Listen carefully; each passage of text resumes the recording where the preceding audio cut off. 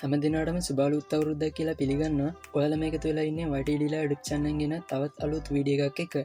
ඉතින් වල මේ දවසල ෆස්බුක් ටික්ටොක් වගේ ශෝෂල් මීඩියවල ඉන්න කෙනෙක්න ඔය දකින්න ඇති මෙන්න මේ වගේ ලස්සන කාටුන් මේජස් එකකාය හදලා යාලගේ ප්‍රොෆයිල්ලල ෂයා කල්ලා තියනවා. ඉතින් අපි මෙන මේ වගේ ලස්සන ඉමේජස් ක්‍රියට් කරගන්න යොදාගන්නේ ChatGPT ගෙන සොෆ්ටය එක.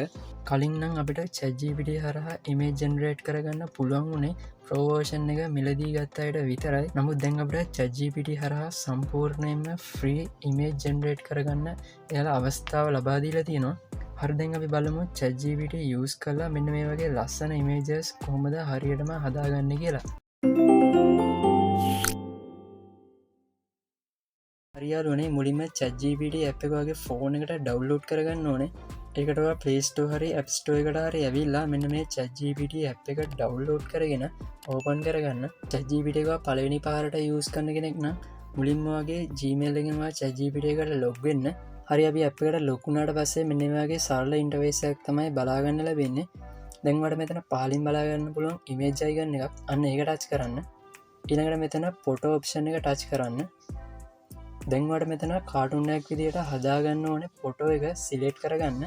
මං මේ විදියට ඉමේජ් එක මෙතනින් සිලෙට් කරගන්න. හරිදැන්වා මෙතැන්ට මං මෙතන ටයිප් කල තියෙන ටෙක්ස්ට එක ඒ විදියටමවා මෙතන ටයිප් කරගන්න. ඉතින් මංවාට මේ ටයිප් කරගන්න ඕනේ ටෙක්ස්ට එක ඩිස්ක්‍රපෂන් එක දාලා තියෙනවා. ඔයාට ඒක බලාගෙන ටයිප් කරගන්න පුළුවන්. ටයිප් කරලා ඉවර වෙලා පහල තියෙන ඊතල ලකුණ ටච් කරන්න. මේ විදියට සෙන් කරගත්තර පස්සේ ඔයාගේ ඉමේජ් එක මේ විදියට ජෙනරේට්ටන්න ගන්නවා. ඉතින් මේක ක්‍රියේට්ටන ටික වෙලාවක් ගතවෙන්න පුළුවන් මොකදවා යස් කරන්නේ ෆ්‍රීවර්ෂන් එක හින්දා. නමුත්වාට ෆ්‍රීවේෂන් එක තිබත් ප්‍රෝවේෂන් එක තිබත් මේට ටික වෙලාවක් යන්න පුළුවන්. මොකද මේ විදියට ගොඩ දෙනෙක් ඉමේජ් ක්‍රියේට් කරගන්න යනකොට මේකට තියෙන ට්‍රෆික් එක වැඩි නිසා.